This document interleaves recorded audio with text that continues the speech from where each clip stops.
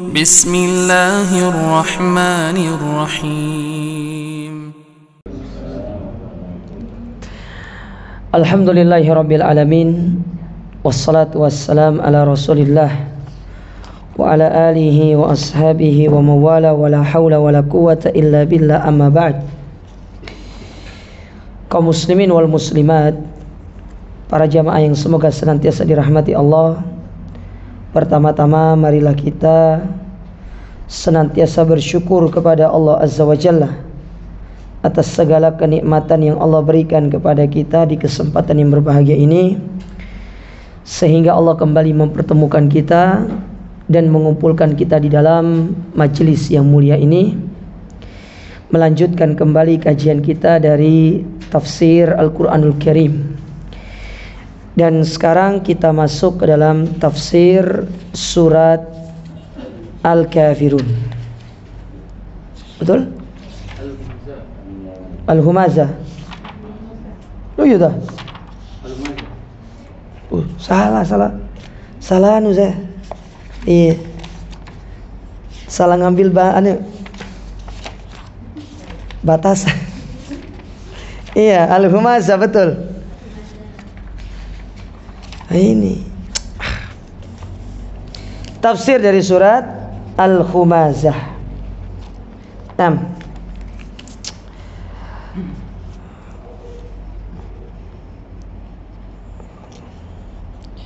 Surat Al-Humazah dikategorikan oleh para ulama sebagai surat Makkiyah. Surat Makkiyah, yang mana surat ini Allah turunkan setelah Allah menurunkan surat Al-Qiyamah. Setelah Allah Ta'ala menurunkan surat Al-Qiyamah.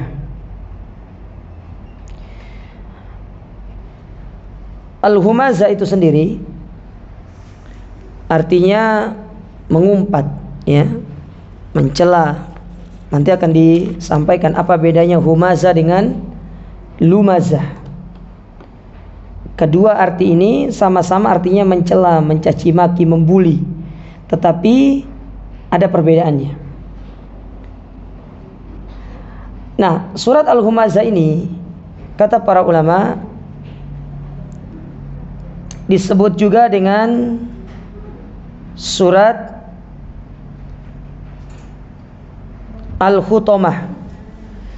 Jadi di antara nama lain dari surat Al-Humazah ini yaitu surat Al-Hutamah. Jadi surat Al-Humazah ini disebut dengan surat Al-Hutamah.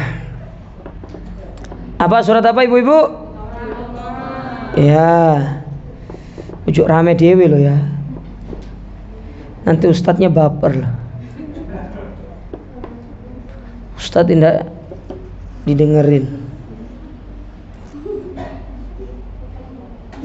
Ini ustadz baper tuh repot loh ya. Ustadz tuh gak boleh baper, tapi ustadz baper ya, lucu juga sih. Taib, kita lanjut. Jadi nama lain dari surat ini adalah surat Al-Hutamah. Karena kata Al-Hutamah itu sendiri hanya terdapat di dalam surat ini.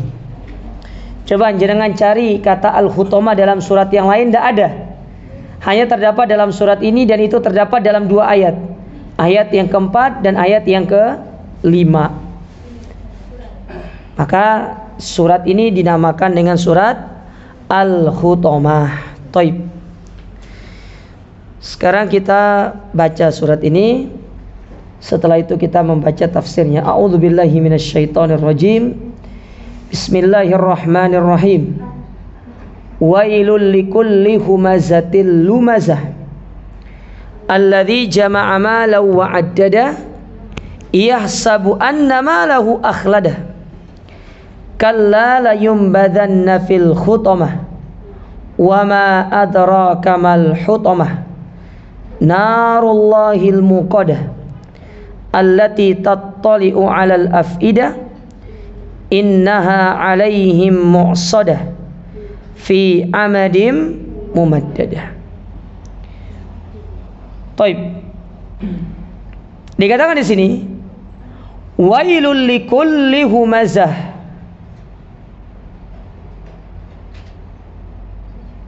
Fi hadhihi surah yabtadi Allah subhanahu wa ta'ala bi kalimati wail. Di permulaan surat ini Allah memulai dengan menyebutkan kata wailun, yang mana wailun itu artinya celakalah. Celakalah artinya. Maka coba lihat, ada kata-kata wailun dalam ayat yang lain, wailul lil mutaffifin, wailun yawma idzil lil mukadzibin.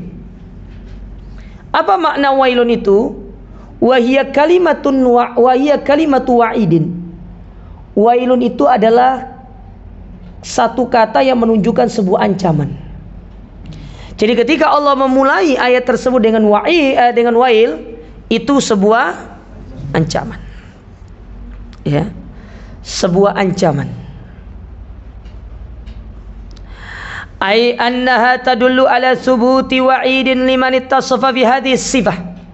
Yang mana Allah Subhanahu wa ta'ala ingin menjelaskan kepada kita bahwasanya orang-orang yang memiliki sifat ini, dia terancam dengan janji Allah Ta'ala, dengan ancaman Allah.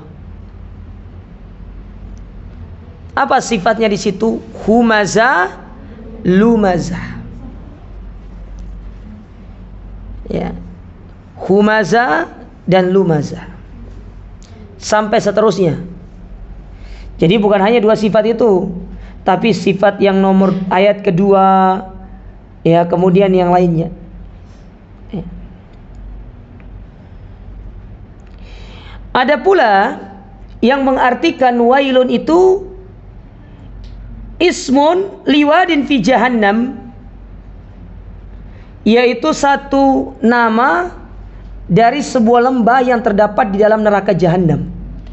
Jadi di dalam neraka jahanam itu ada lembahnya, ada sungainya, ada lembahnya, ada. Ya. Nah, kata para ulama, wail ini disebut pula atau salah satu nama dari nama lembah yang terdapat di dalam neraka jahanam. Ingat, neraka jahanam itu besar, cuma besar. Kata Nabi SAW, yu'ta jahannam yaumal qiyamah.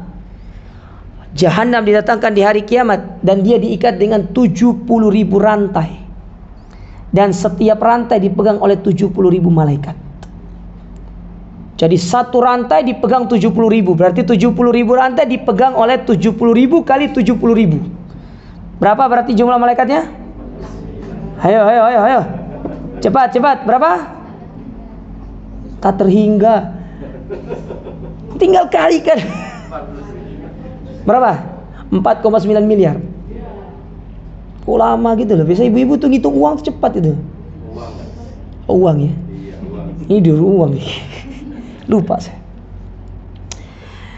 Nah, saking besarnya neraka jahanam itu, ketika Allah Ta'ala memasukkan matahari, bulan ke dalamnya. Kenapa dimasukkan matahari dan bulan? Karena selama di dunia, bulan dan matahari itu disembah oleh manusia. Maka sebagai bentuk penghinaan Allah Ta'ala kepada orang-orang yang menyembah matahari dan bulan, dimasukkanlah bulan dan matahari itu ke dalam neraka jahanam. Tetapi yang lucunya itu, sudah bulan masuk, matahari masuk, bintang masuk, semua benda langit masuk, neraka jahanam tuh ngomong, hal mim mazid, ono maneta. Artinya masih kurang. Berarti belum sempit ya, masih longgar. Itu menunjukkan neraka jahanam itu sangat besar.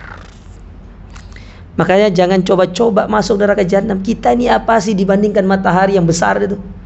Kalau matahari yang gede aja, ketika masuk dalam neraka jahanam itu tidak menjadikan neraka jahanam sesak, apalagi kita sih masuk sing cili-cili iki. Itu dia perumpamannya begitu ya. Jadi dari sini kita tahu ya, neraka jahanam itu besar ya. Tapi kata para ulama, dari kedua penafsiran ini, maka yang paling tepat dari makna kata wail itu adalah kata yang menunjukkan sebuah ancaman. Itu yang paling tepat, yang paling sahih, yang paling kuat pendapatnya. Ya, yang paling kuat pendapatnya. Taib.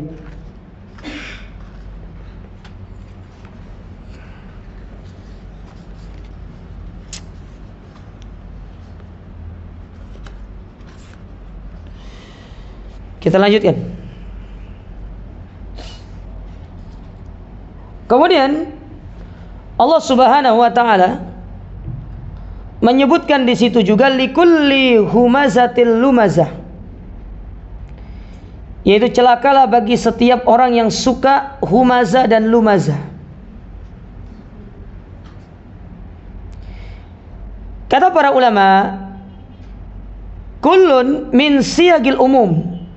Kata humazah dan lumazah ini itu bentuk umum, yang mana keduanya itu bisa bermakna satu dan bisa bermakna berbeda. Nah, paham nggak maksudnya? Dia itu bisa maknanya itu satu sama lainnya. Apa itu humazah ya lumazah, apa itu lumazah ya humazah. Tapi bisa bermakna berbeda keduanya.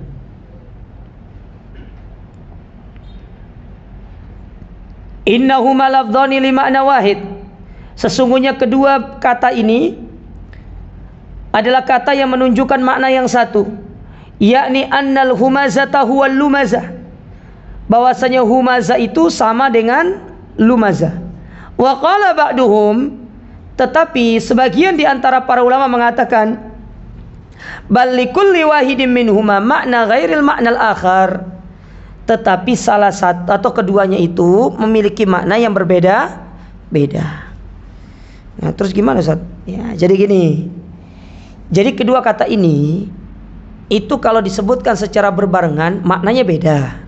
Tetapi kalau disebutkan apa itu lumazah, maka dia mencakup satu dengan yang lainnya. Kayak gini loh. Apa bedanya Islam sama iman? Kalau hanya disebutkan apa itu Islam, Islam ya iman. Apa itu iman? Iman ya Islam. Tapi kalau disebutkan apa itu Islam dan iman, nah, Islam ya rukun Islam, iman ya rukun. Nah, itu dia maksudnya. Paham nggak maksudnya? Mbak, ibu-ibu, mbak atau ibu-ibu nih? Kakak-kakak paham nggak? Ya, kita pakai bahasanya admin aja. Kak, paham Kak? Mau dipanggil kakak nih. Ingat usia.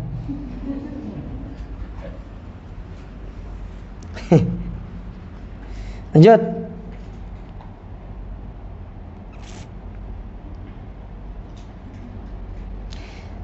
Nah, sekarang kita ambil yang pengertian satu-satu aja lah.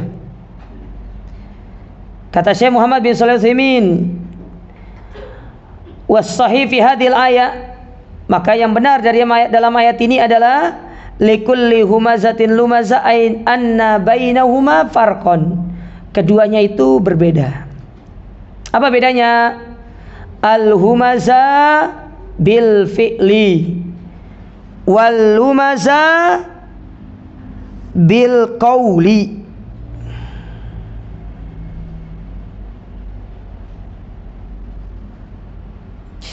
Kalau humazah itu mencela manusia dengan perbuatan. Contoh nih, ada orang buta dicontohin butanya. Nah, itu namanya humazah. Tapi kalau lumazah, dia mencela dengan lisannya, dengan perkataan. Dasar orang buta, gitu bisa. Itu contoh ya. Tak boleh mencela orang itu. Nah, ini sini nih ada pertanyaan nih. Ustadz, izin bertanya. Sedang marak kasus bunuh diri dikarenakan bullying. Apakah hal seperti termasuk bunuh diri atau pembunuhan Ustadz? Bunuh diri dengan bullying itu dua hal yang berbeda hukumnya. Bullying itu haram. Ya, bullying itu haram. Kalau disebabkan karena bullying itu dia bunuh diri, maka yang bully itu berdosa. Tetapi membunuh diri juga berdosa tersendiri. Ya. Jadi sikap kita, tanbahul kalba wal kafilatu tasir, biarkan anjing menggonggong, kafilah tetap Ya udah gitu aja repot nih. Gak usah dipedulikan orang-orang yang bully kita itu. Ustadz, iya, tapi kan tidak semua ya bisa cuek Ustadz, acu tak acu. Itulah perlunya kita belajar untuk bersabar. Ada sebuah buku yang bagus, tapi nggak tahu ya apakah sudah diterjemahkan atau tidak. Nama bukunya itu Al-Umur Al-Mu'inah Ala Sabri Ala Adal Halki. Perkara yang bisa membantu kita bersabar dalam menghadapi keburukan-keburukan dari sesama manusia. Nah, di antara disebutkan dalam perkara tersebut ya, bahwasanya kita terkadang menganggap membalaskan dendam atau balas dendam atas perbuatan buruk orang kepada kita itu suatu kepuasan. Tidak. Tetapi bersabar memaafkan itulah kepuasan yang sejati. Ya. Ada orang bully kita nih, hukum asalnya boleh kita membuli dia, karena kan membalas keburukan dengan keburukan. Tetapi apakah itu akan mendatangkan ketenangan hati? Tidak. Gimana caranya? Sudah biarkan. Yang waras ngalah. Jangan kalau waras, yaudah biarin. Emang sampai kapan sih dia mau membuli kita itu loh? Sampai kapan dia mau mencela kita? Toh juga nanti capek sendiri. Kalau menurut saya ya, berdasarkan penjelasan para ulama, konsep menghadapi orang yang bully itu jangan dipedulikan gitu aja. Hadapi dengan senyuman. Antum kalau semakin merespon, semakin senang dia. Tapi kalau antum diam-diam aja, adem ayem, toh juga dia nggak ngasih antum makan, nggak menjamin hidup antum. Kenapa antum repot? Apalagi kita ini sudah belajar akidah, sudah belajar tauhid. Mana tauhidnya itu? Praktekkan dong. Jangan sekedar at-tauhidu fil kitab, tauhidnya di buku saja, tapi benar-benar di fil amal, dalam perbuatan kita. Sabar itu bukan sekedar di lisan, perbuatan. Hadapi orang-orang seperti itu tuh tidak perlu harus dengan mengeluarkan tenaga, biarkan dia capek. Kalamun nas la yantahi, ucapan manusia itu tidak akan pernah habis. Semakin kita ikuti ucapan dia, sakit hati sendiri kita. Biarkan sudah. Ya, anggap aja banyak orang yang perhatian sama antum gitu loh. Artinya banyak yang ngefans sama antum gitu kan. Ya bila perlu adakan jumpa pers tanda tangan gitu loh. Gitu. Itu aja repot. Ya, itu caranya. Saya itu paling tidak suka untuk mengurusi hal-hal yang demikian, habis waktu. Saya sering tuh dapati di video-video pendek yang di post sama teman-teman itu. Kadang-kadang saya dicaci maki, saya dicela. Apakah saya harus membalas komentar mereka satu-satu? Tidak. Saya doakan aja. Atau juga mereka kan orang jahil gitu loh. Ya, biasa. Ya, manusia itu berhak untuk berucap, dia untuk berkata. Cuma tetap harus diingat, segala sesuatu yang kita ucap, yang kita tulis, semuanya ada pertanggungjawaban di hadapan Allah. Gitu aja. Ya. Gimana? Yang bertanya, sudah adem ayem hatinya sekarang? Itu cara menghadapinya. Ya. Nah, sudah terjawab satu kan? Lumayan.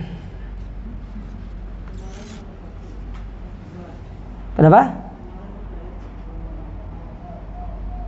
Apa? Ngremon iku. Kenapa, Bu? Ibu ngomong apa? Jelas biar tidak ada dusta di antara kita. Kok panas ya?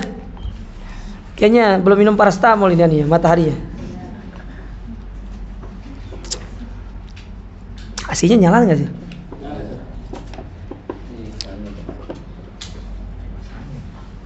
Cok, ngarahkan ke sini dikit, bisa nggak?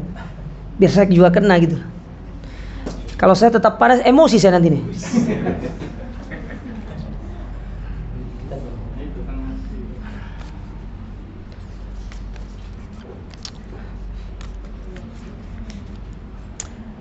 Ini 5 PK harusnya di sini. Iya. Terus keluar kita kayak Frozen. Ya. Lanjut. Sampai mana tadi? Jadi kalau lumaza itu membuli dengan apa? Dengan lisan. Seperti firman Allah Ta'ala di dalam surat At-Taubah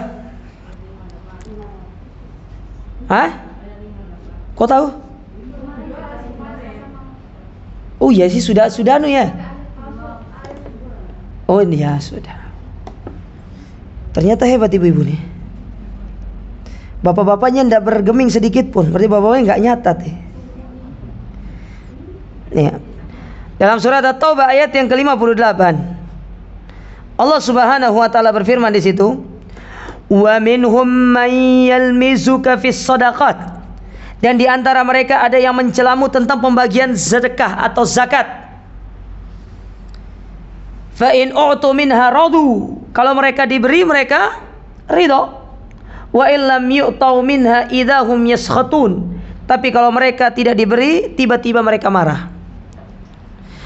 Dan Nabi SAW dahulu memang sering dicela oleh kebanyakan orang-orang munafik. Di antaranya yang pertama kali mencela Nabi SAW itu Dzul Khuwaisirah, dengan mengatakan kepada Nabi SAW, "I'dil anta ya Muhammad." Jadi kalau Nabi saja tidak luput dari celaan, apalagi kita manusia biasa. Jadi selalu jadikan Nabi itu sebagai barometer kita, supaya apa yang kita rasakan dari cacian makian itu akan terasa ringan dalam diri kita. Kok ada wajah-wajah baru sini?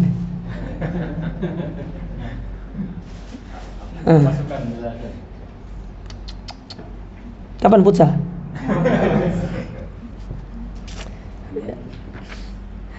Lanjut. Jadi gitu loh cara menghadapi orang. Nabi aja manusia terbaik, manusia paling mulia, seorang nabi, seorang rasul, tidak luput dari celaan.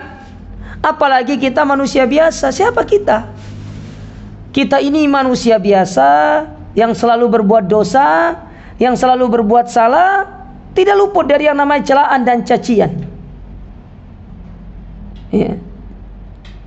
Dan itu yang akan menjadikan kita ringan dalam menghadapi orang-orang yang mencela dan mencaci maki kita. Oleh karena kata Imam Ibnu Qayyim rahimahullah, beliau pernah mengatakan, "La taktarru bi kasratil halikin wa la tastauhish bi qillatis salikin." Jangan pernah kita merasa tertipu dengan banyaknya orang-orang yang menyimpang, dan jangan kita sedih ketika sedikitnya orang-orang yang berada di atas kebenaran. Artinya kalau ada orang mencaci maki kita, mencela kita, wajar, hal yang lumrah. Karena setiap orang yang berada di atas kebaikan, berada di atas perbuatan yang baik, dia pasti akan selalu ada orang-orang yang oposisi kepada dia. Gak semua orang koalisi sama kita jemaah. Antum kira partai tok yang ada oposisi dan koalisi? Nggak, kita pun demikian. Kadang ada yang senang sama kita, yang tidak senang sama kita. Anggapan manusia itu banyak. Ukuluhum mutanawwi'ah, kalau kata para ulama. Akal mereka itu bermacam-macam. Pola pandang mereka kepada kita itu beraneka ragam. Dan kita tidak dituntut untuk bagaimana satu-satu untuk kita memahami akal mereka. Enggak. Makanya kata Syaikhul Islam Ibnu Taimiyah rahimahullah, apa kata beliau? Ya, la tarjun nasa fillah bal tarjullahu finnas. Jangan cari ridho manusia dengan kebaikan yang kita lakukan kepada mereka, tapi carilah ridho Allah melalui kebaikan yang kita lakukan kepada mereka. Urusan mereka mau memuji kita, mau mencela maki kita, itu terserah mereka. Yang penting kita cari ridho Allah Ta'ala. Gitu hidup itu jemaah. Ya. Kita capek memikirin orang supaya orang ridho sama kita, tidak ada manfaatnya. Tapi bagaimana kita berupaya agar Allah Ta'ala ridho sama kita. Kalau Allah sudah ridho sama kita, tenang. Hati manusia itu terlalu gampang untuk dipalingkan menjadi yang tadinya benci menjadi apa? Cinta. Ya. Yang tadinya benci menjadi rindu. Maka jadilah rindu-rindu tapi salah, benci-benci tapi rindu. Itu yang betul ya? Ya.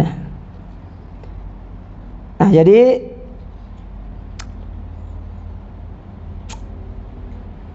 mereka mencela dengan lisan-lisan mereka.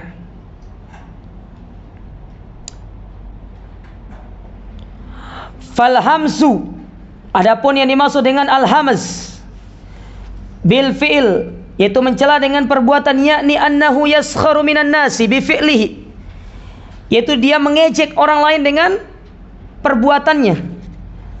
Imma an yulwiya wajhahu, bisa jadi dengan cara dia memberi isyarat dengan wajahnya. Gitu biasanya. Dikasih contoh, mungkin ada orang yang kena stroke begitu misalnya. Ya dikasih contoh. Au ya'basu biwajhihi, atau dengan gerakan-gerakan yang terdapat di dalam wajahnya. Au ma asbaha dzalika au bi isyaratin yushiru ila syakhsin, atau dengan isyarat yang itu menunjukkan kepada orang yang ingin dicela tadi. Misalkan ada orang pincang, dicontohkan pincangnya. Tidak boleh. Tetapi kata para ulama, hal ini diperbolehkan dalam satu kondisi. Kita boleh untuk mempraktekkan tentang aib seseorang, cacat seseorang itu, dengan syarat untuk supaya orang itu tuh mengenal siapa yang kita maksud. Contohnya ya, antum pergi ke kemana misalkan nih, ke satu kampung gitu kan, Surabaya cari kemana itu kan, antum pergi ke Istanbul misalkan. Tahu Istanbul? Hah? Oh, nggak ngerti Istanbul antum? Ya Allah, istana Bulak Banteng. Allah jamaah, antum udah ngerti Istanbul jamaah? Istanbul itu istana Bulak Banteng jamaah. Antum ke sana pergi, tanya, anak cari namanya Muhammad. Muhammad yang mana? Kayak Muhammad sini. Itu loh yang kakinya rodok-rodok pincang. Enggak apa-apa itu. Karena lil ma'ruf, untuk supaya orang lain itu tahu siapa yang kita maksud. Nah, itu tidak masuk ke dalam perkara lums, tidak masuk ke dalam perkara lums. Karena dia itu lil ma'rifah kata para ulama, untuk supaya orang itu mengenal yang kita maksud ini siapa gitu loh. Tapi kalau tidak ada angin, tidak ada hujan, tiba-tiba celah orang, tidak boleh. Masuk ke dalam kategori menggibah. Dan ini kategorinya dosa besar. Ini dosa besar. Ya, tidak diperbolehkan.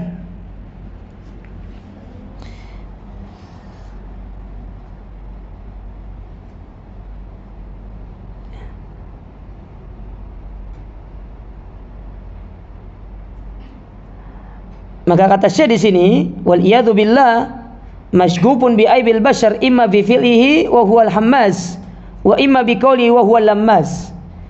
Ya, semoga Allah Ta'ala menjaga kita dari apa yang dilakukan oleh sebagian besar manusia, yang mana mereka itu sibuk dengan aib orang lain. Kita itu jamaah ya, jangan sibuk dengan aib orang. Aib kita itu sangat banyak. Sebagaimana disebutkan oleh para ahlul ilm, apa kata mereka? Kalau sekiranya dosa itu memiliki bau, maka tidak ada orang yang akan duduk di samping kita. Karena setiap orang pasti memiliki bau dan memiliki dosa manusia itu. Cuma di antara rahmat Allah Ta'ala kepada kita, Allah menutup dosa-dosa kita dan tidak menjadikan adanya bau. Artinya kalau semakin banyak dosanya, maka baunya semakin busuk. Lihat sampah itu. Sampah itu, kalau dia semakin busuk sampah itu, maka dia akan semakin mengeluarkan bau yang tidak sedap.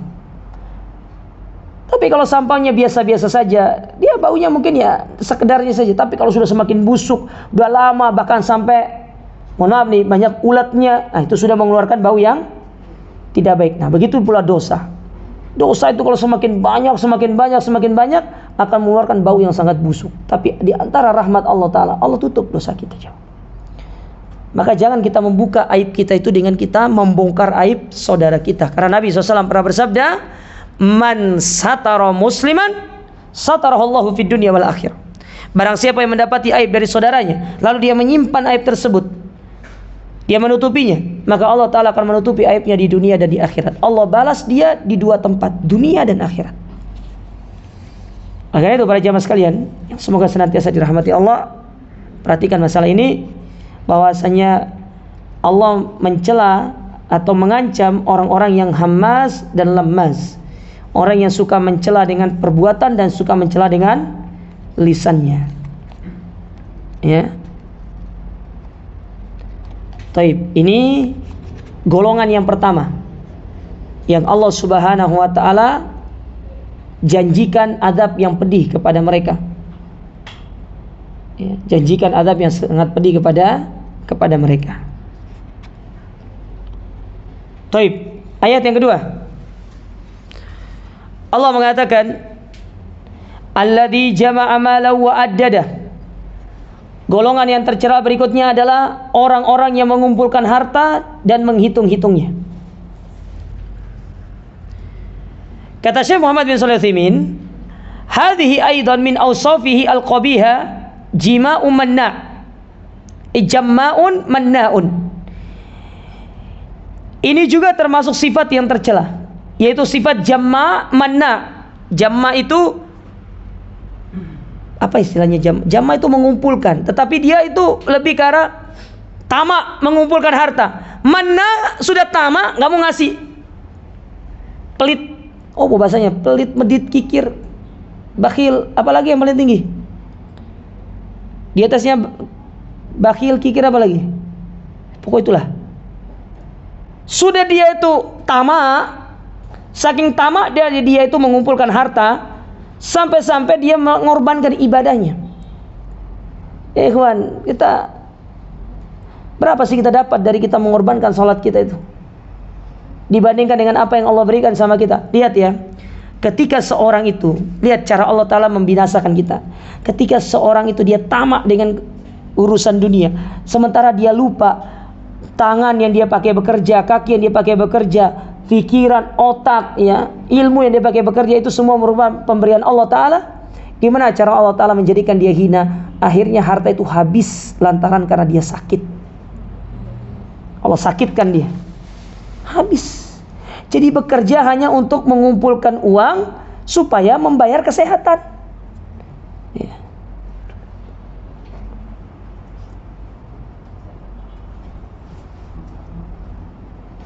Ya.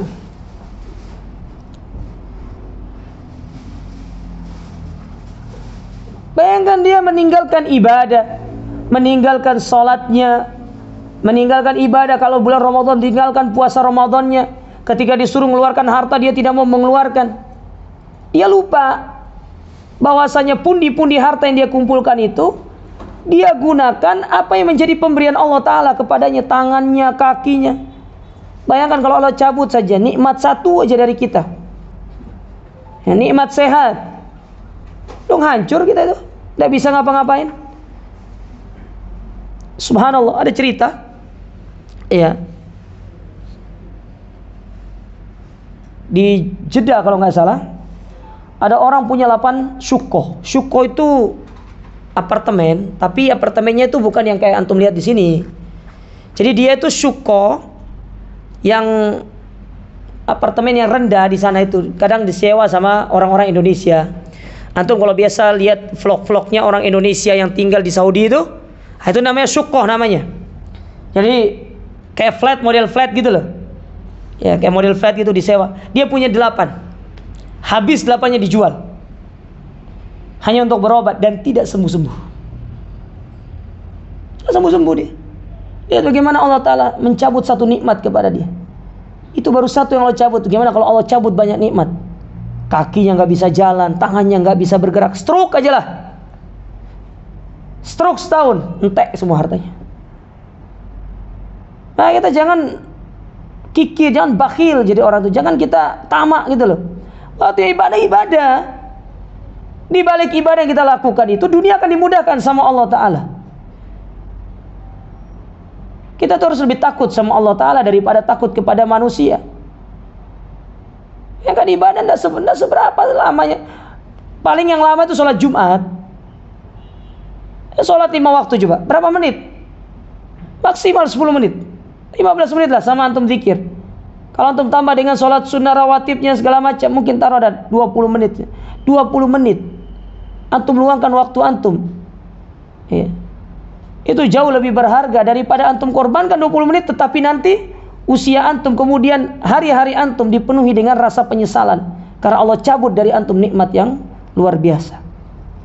Kadang-kadang manusia itu tidak berpikir demikian. Ya. Itulah manusia itu jama, manna, kikir, kemudian tamak, mengumpulkan harta. Ya, padahal dia sudah memiliki segalanya. Apa sih yang makanya benar kata Nabi SAW itu. Di antara sifat manusia itu kalau dia punya lembah emas satu, dia pasti minta yang kedua. Dan tidak ada yang bisa untuk menghentikan dia melainkan kematian sampai tanah masuk ke dalam kerongkongannya, mulutnya. Itu yang bisa menghentikan dia dari sifat tamak itu. Orang beriman tidak tamak saja. Orang beriman itu dia mensyukuri apa yang ada, dia mencari ridha Allah Ta'ala, dia bekerja. Dia dapat alhamdulillah, dia bersyukur, saat ibadah dia ibadah. Itu orang beriman. Dia bukan meninggalkan ibadahnya. Maka saya heran tuh, saya lihat itu ada orang kerja lembur siang malam, panting tulang peras keringat, ya dapatnya segitu-gitu doang. Orang buka toko kelontongan, buka dari siang sampai zuhur, istirahat zuhur, buka asar lagi sampai maghrib, ya istirahat sebentar, kemudian buka lagi toko, umroh bolak-balik. Ini yang lembur siang malam, banting tulang peras keringat, istri ditinggal segala macam, wala bisa umroh. Subhanallah. Kita tamak terhadap kehidupan dunia ini. Jangan kita tamak lah. Ya, apa yang kita diberikan sama Allah Ta'ala kita syukuri. Karena apa yang kita miliki ini sudah sangat banyak ya. Tanggung jawabnya berat di hadapan Allah Ta'ala. Yajma'ul mala wa yamna'ul ata. Mereka mengumpulkan harta tapi tidak mau mengeluarkan. Fahuwa bakhilun la yu'ti bi jam'il mali wa yu'addiduhu. Yang mana dia itu sangat bakhil, tidak mau memberikan harta kepada yang membutuhkan, bahkan wa yu'addiduhu. Tahu yu'addidu? Ad-dada itu. Ad-dada itu yufidu tikror namanya dalam ilmu bahasa Arab. Jadi perbuatan menghitung yang setiap hari ngecek saldo. Itu namanya ad-dada itu. Setiap hari buka m-bankingnya dicek saldonya piro, ya. Besok juga gitu, lusa gitu, tiap hari ngecek saldo. Takut kalau uangnya hilang. Kalau uangnya hilang itu stres itu. Untuk lihat berapa dulu ada bank yang uang nasabahnya hilang itu. Berapa yang stres itu gara-gara uangnya hilang. Daripada hilang, investasikan segera di jalan Allah Ta'ala. Maka sering saya sampaikan ya. Mungkin di sini juga pernah saya sampaikan, kita jangan mau jadi orang bahlul, jangan mau jadi orang bodoh. Capek ngumpulin harta tapi tidak dapat bagian. Hanya bagian dunia kita dapatkan dari harta. Apa bagian dunia kita? Makan sama pakaian doang. Sementara bagian akhirat dari harta nggak kita dapatkan. Infak di jalan Allah Ta'ala. Infak itu sesuatu yang akan kekal abadi bagi kita sejak kita diletakkan di dalam kubur sampai kita bertemu dengan Allah Ta'ala di hari kiamat. Makanya ketika Nabi SAW memerintahkan kepada istri-istri beliau untuk membagikan kambing yang beliau sembelih, akhirnya dibagikan sama istri-istrinya. Maka datang Nabi SAW bertanya kepada Aisyah, ya Aisyah, ma baqiya lana, apa yang tersisa dari kambing tersebut? Maka Aisyah mengatakan, la yabqa illa katifahu ya Rasulullah. Tidak ada yang tersisa kecuali pundaknya. Maka kata Nabi SAW, bukan itu yang tersisa dari kita, tetapi yang tersisa dari kita adalah apa yang sudah kita bagikan kepada orang, yang kita sudah sedekahkan kepada orang. Itu yang tersisa bagi kita nanti di hari kiamat. Sedangkan apa yang kita makan itu hanya akan menjadi sebuah kotoran bagi kita. Ya.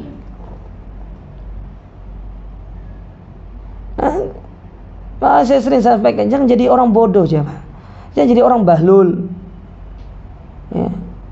Hanya capeknya doang kita kumpulkan harta siang malam. Ya. Subhanallah. Sampai badan kita ini sudah pada puncaknya capek, kita tetap bekerja, tapi nyatanya tidak dapat apa-apa. Ada orang tuh bangga, dia punya mobil mewah, antum punya mobil nggak, antum bawa mati. Ya, terus saya coba lihat orang-orang flexing itu coba, emang mereka akan membawa mati semua apa yang mereka pamerkan di hadapan halayak ramai.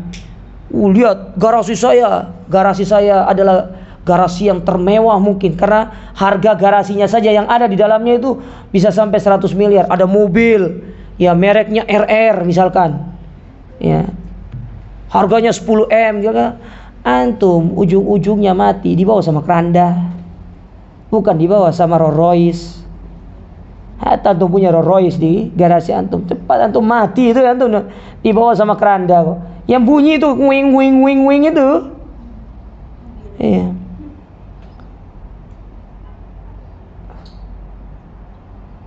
Kita bangga sama semua itu buat apa jemaah? Contoh Utsman itu kaya raya. Gimana cara menghabiskan hartanya? Dia investasi, beli sumur, beli sawah, beli ini, diwakafkan kepada kaum muslimin. Sampai detik ini dapat pahala. Nah, ini yang terkadang kurang dalam diri kita. Kita tidak bisa memahami dengan baik masalah seperti ini. Ya.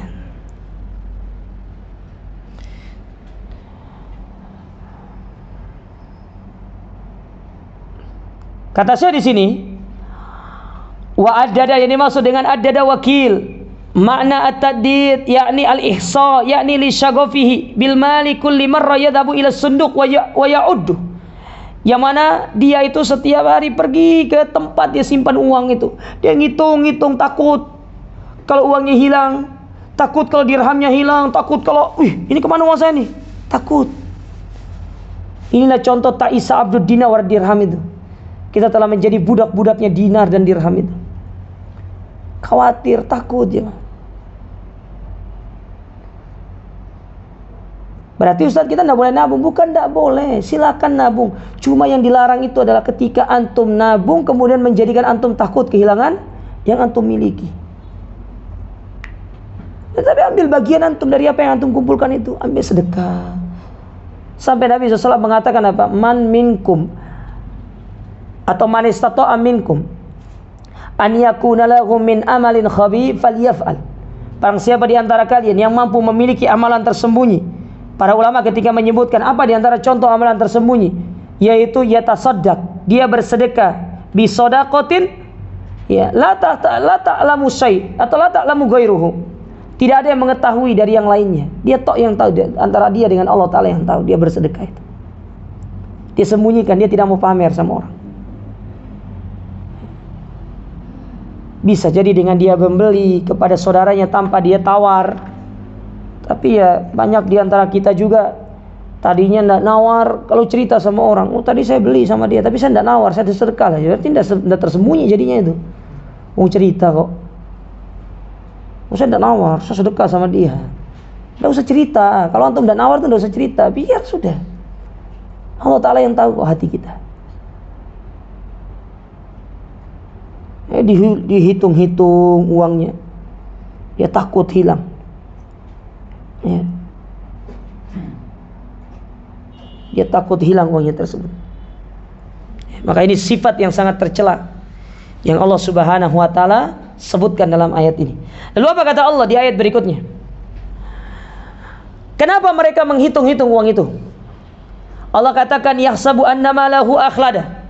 Mereka mengira bahwasanya harta itu akan mengekalkan dia. Tidak ada yang kekal karena harta.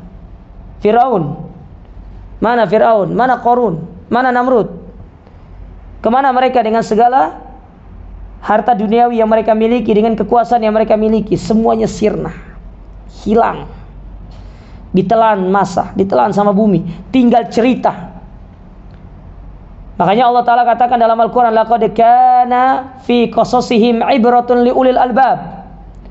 Sesungguhnya dari kisah orang-orang terdahulu itu ada pelajaran yang sekiranya orang-orang berakal bisa mencernanya, dia akan mengambil pelajaran dari kisah-kisah mereka. Kenapa Allah datangkan cerita Qarun dalam Al-Quran? Kenapa Allah datangkan ceritanya Fir'aun, ceritanya Namrud dalam Al-Quran? Agar kita yang datang belakangan ini bisa mengambil pelajaran dari kisah-kisah mereka. Lihat Qarun, apa yang tidak dimiliki oleh Qarun? Kaya raya. Tapi apakah harta mengekalkan dia? Tidak.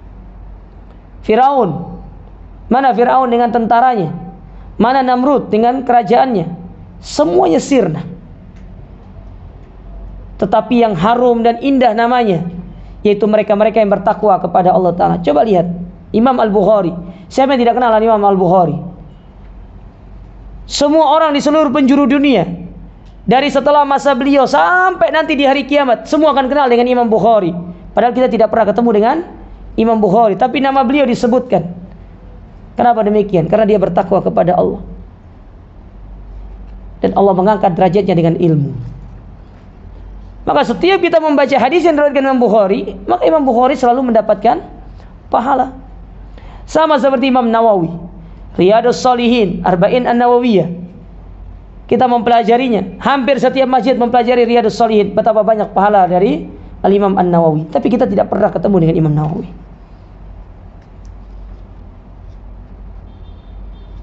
Nah, jadi dalam kisah-kisah orang terdahulu itu ada pelajaran yang kita petik. Nah, sama seperti ini.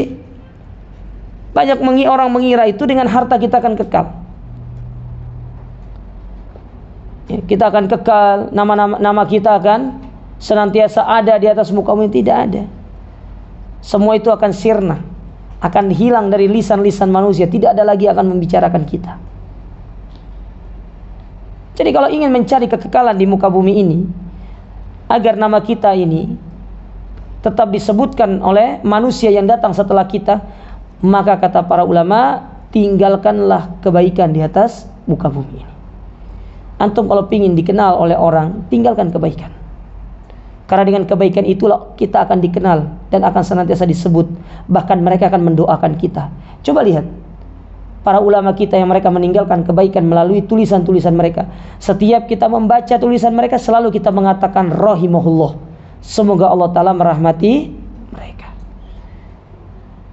Berbeda dengan apa yang ditinggalkan oleh orang-orang yang bermaksiat kepada Allah. Kalau enggak laknatullah, ghadiballah, dan yang lainnya.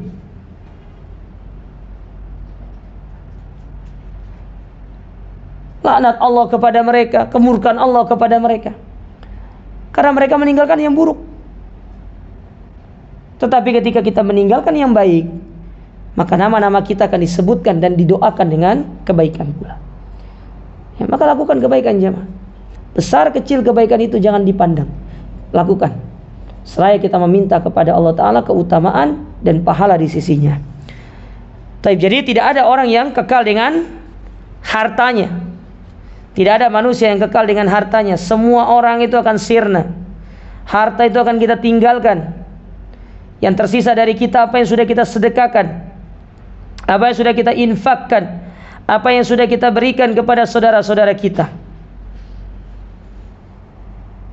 dengan ikhlas, bukan dengan riya, bukan pula dengan kita menyakiti perasaan orang-orang yang menerima pemberian kita tersebut. Karena banyak diantara manusia itu dia beri sama orang, tapi dia menyakiti hati orang lain dengan dia membicarakan, dengan dia menjatuhkan harga dirinya, dengan dia memberitahukan kepada yang lainnya. Ini termasuk perkara yang tidak baik, sifat yang kurang baik.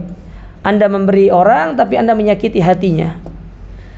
Ya, Anda berilah dengan cara yang terbaik dan tidak usah kita mengingat-ingat pemberian kita. Karena setiap pemberian yang kita lakukan ikhlas lillahi ta'ala, pasti Allah Ta'ala akan memberikan balasannya. Tidak usah khawatir, Allah Ta'ala pasti akan memberikan balasannya.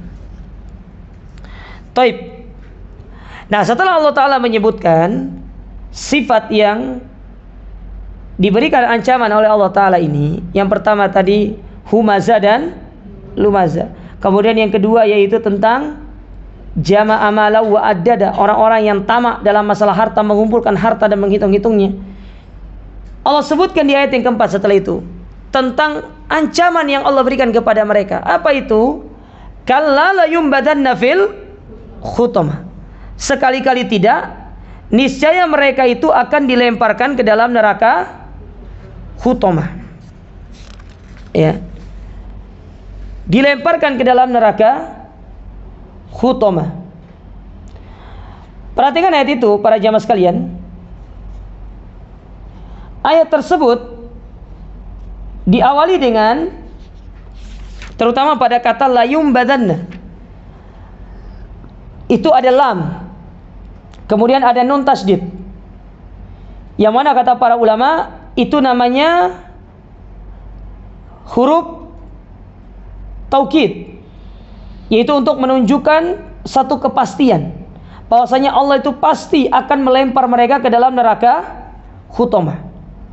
Bukan Allah Ta'ala itu hanya sekedar omong kosong, tidak, tetapi benar-benar Allah Ta'ala akan melempar mereka ke dalam neraka hutomah.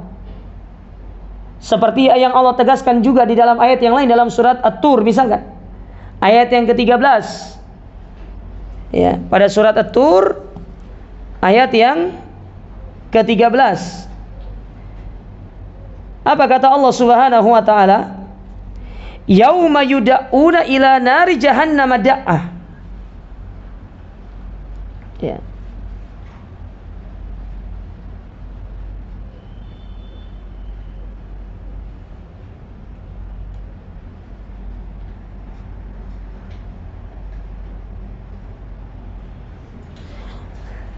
Kata Allah Subhanahu wa taala, dan pada hari itu ketika mereka didorong ke dalam neraka jahanam dengan sekuat-kuatnya, bahwasanya mereka pasti akan dimasukkan ke dalam neraka jahanam akibat perbuatan mereka. Ya. Akibat perbuatan yang mereka lakukan. Bahwasanya pasti mereka itu akan dimasukkan ke dalam neraka hutomah. Nah, sekarang apa itu neraka hutomah? Wa ma adraka mal hutomah. Dan kalian tahukah apa yang dimaksud dengan neraka hutomah itu? Ini pertanyaan yang Allah lemparkan supaya kita ini perhatian. Dan ini menunjukkan betapa agungnya neraka hutomah ini. Karena dia ditanyakan di situ, diulang pertanyaan tentang neraka hutomah itu. Maka Allah Subhanahu wa taala menyebutkan neraka hutomah itu narullahil muqadah. Neraka hutomah itu adalah neraka yang, atau neraka Allah yang ya, yaitu neraka Allah Ta'ala yang apinya menyala-nyala di dalamnya, yang mustailah, yang menyala-nyala.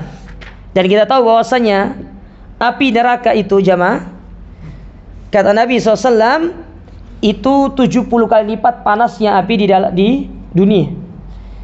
Makanya warna api di hari kiamat itu warnanya hitam, karena telah dipanaskan oleh Allah Ta'ala sebanyak 70 kali ya, 70 kali lipat. Makanya warnanya itu sangat hitam ya. Mereka dilemparkan ke dalam neraka hutomah tersebut ya, sampai mereka berada di dalamnya. Nah, ini contoh, perhatikan ya, ayat 5 dan 6 itu contoh tafsir ayat dengan ayat, namanya tafsir Quran bil Quran ya. Jadi ada namanya penafsiran itu Al-Quran dengan Quran, maksudnya ayat dengan ayat. Ayat yang satunya ditafsir dengan ayat yang lainnya ya. Itu namanya tafsirul ayat bil ayat namanya. Ada nanti tafsir ayat dengan hadis. Nah, kalau dalam ayat ini surat Al-Humazah ayat yang kelima dan keenam ini, ayat yang kelima ditafsirkan oleh ayat yang keenam. Narullahil muqadah, yaitu api Allah Ta'ala yang sangat panas dan menyala-nyala. Gimana sifat panasnya api ini? Allati tattali'u 'alal afidah, yang mana api tersebut saking panasnya itu sampai membakar ke dalam hati-hati manusia ya, sampai membakar ke dalam hati-hati manusia, sampai ke dalam hati manusia. Min syiddati hararatiha, itu disebabkan karena saking panasnya. Sementara kita tahu bahwasanya hati manusia itu terdapat di dalam dadanya. Maka saking panasnya api itu sampai hatinya pun merasakan panasnya dari api tersebut. Nah, ini yang sering mungkin disebut itu sakitnya sampai ke relung hati itu ya. Bahkan ini lebih panas atau lebih sakit daripada sekedar ditinggal sang kekasih ya. Makanya sing duwe kekasih segera lamar sudah ya. Jangan lama-lama, apa yang kalian tunggu? Belum punya pekerjaan Ustaz, sudah gampang. Allah Ta'ala yang kasih pekerjaan sama kita. Yang penting maju dulu lah ya. Maju dulu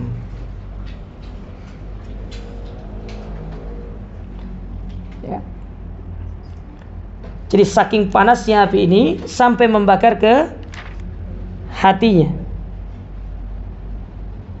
Ya, sampai masuk ke dalam hatinya, saking panasnya api yang terdapat di dalam neraka Hutama ini. Ya. Kemudian kata Allah Subhanahu wa taala, "Innaha 'alaihim mu'sadah." Sesungguhnya mereka itu ya, di dalam neraka tersebut ditutup rapat. Mereka masuk dan ditutup rapat, tidak bisa keluar. Ya. Jadi Allah Subhanahu wa taala menutup neraka itu dengan rapat. Tidak ada yang bisa keluar. Yang keluar dari neraka itu adalah orang-orang yang sudah habis masa siksaannya, kemudian dia keluar. Siapa mereka? Yaitu mereka yang meninggal tidak berbuat syirik kepada Allah Ta'ala. Kalaupun mereka masuk neraka, itu hanya sekedar disiksa sesuai kadar dosanya. Tetapi kalau pelaku syirik, orang yang meninggal atas kesyirikan tidak bertobat, itu jangan harap dia akan dikeluarkan. Maka dia akan menjadi penghuni neraka yang tetap selama-lamanya. Ya. Dia akan menjadi penghuni neraka yang tetap dan tidak akan pernah keluar selama-lamanya. Itu sudah janji Allah Ta'ala kepada orang-orang yang berbuat syirik kepada Allah. Berbuat syirik kepada Allah Ta'ala, maka diancam dengan menjadi penghuni neraka jahanam dan dia tidak akan keluar selama-lamanya. Makanya Allah Ta'ala menyebutkan dalam surat Al-Bayyinah, apa kata Allah? Innal ladzina kafaru min ahlil kitab wal musyrikin fi nari jahannam khalidina fiha ulaika hum syarrul bariyah. Sesungguhnya orang-orang kafir dari kalangan ahlul kitab dan orang-orang yang berbuat syirik, mereka kekal di dalam api neraka jahanam dan mereka itu seburuk-buruk makhluk. Ini ayat yang menjelaskan tentang kekekalan orang kafir, orang musyrik, orang munafik yang sampai pada derajat kesyirikan atau kekufuran, mereka tidak akan pernah keluar selama-lamanya dari neraka jahanam. Akan menjadi penghuni tetap. Ya, menjadi penghuni tetap. Jangan harap dia akan keluar. Ya. Nah, yang Allah katakan di situ inna 'alaihim mu'sadah. Bahwasanya mereka itu terkunci di dalamnya. Tidak akan keluar, senantiasa diazab, tidak akan berhenti diazabnya, dan malaikat yang mengadabnya itu tidak akan pernah bosan, senantiasa diazab setiap hari. Jadi nggak ada ceritanya penghuni neraka itu bilang sama malaikatnya, sebentar dulu lah, kita rehat dulu, kita ngopi dulu. Nggak ada. Malaikat tidak bisa ngopi, nggak akan berhenti, terus disiksa. Dan ini sebagai kehinaan kepada penduduk api neraka. Kemudian setelah itu apa kata Allah Ta'ala? Fi amadim mumaddada. Sedangkan mereka di dalam neraka jahanam itu, mereka diikat di tiang-tiang yang sangat panjang, tiang-tiang yang sangat tinggi. Jadi sudah diikat, disiksa, dipukul sama para malaikat. Ini menunjukkan bagaimana ancaman yang Allah berikan bagi orang-orang yang memiliki sifat tadi. Yang pertama humaza, yang kedua lumaza, dan yang ketiga alladzi jama'a malau wa'addada. Yang suka mencela dengan lisannya, yang suka mencela dengan perbuatannya, dan yang mengumpulkan harta, dan dia tamak dengan harta tersebut dan dia tidak mau membagikan kepada orang lain. Harta itu tidak akan mengekalkan kita, jemaah. Jadi buat apa kita terlalu cinta sama harta ini? Sudah, antum dapat, antum kasih. Antum dapat, antum berikan. Di antara indikasi harta itu bermanfaat atau berkah, jemaah, kata para ulama, ketika harta itu antum bisa berbagi kepada saudara antum, bisa berbagi kepada kerabat antum, dan antum bisa berbagi kepada saudara muslim secara umum, tanpa antum melupakan diri antum juga. Itu harta yang bermanfaat. Tapi kalau harta itu menjadikan antum akhirnya pelit, kikir, bakhil, tidak mau ngasih sama orang, ya, maka ketahuilah itu adalah awal mula dari kehancuran kita, disebabkan karena harta. Maka ambil bagian kita dari harta itu dengan cara kita berinfak, bersedekah, dan mengeluarkan apa yang sekiranya memang menjadi hak saudara kita untuk kita berikan kepada mereka. Ingat, Nabi SAW pernah bersabda, ya kullun tahta dhilli sadaqatihi yaumal qiyamah. Setiap orang itu akan berada di bawah naungan sedekahnya di hari kiamat. Jadi orang-orang yang bersedekah itu pada hakikatnya mereka adalah orang-orang yang sedang mengupayakan mendapatkan yang namanya naungan di hari kiamat, di saat tidak ada naungan kecuali naungan dari Allah Subhanahu wa ta'ala. Wallahu a'lam bishawab. Ini tafsir dari surat Al-Humazah.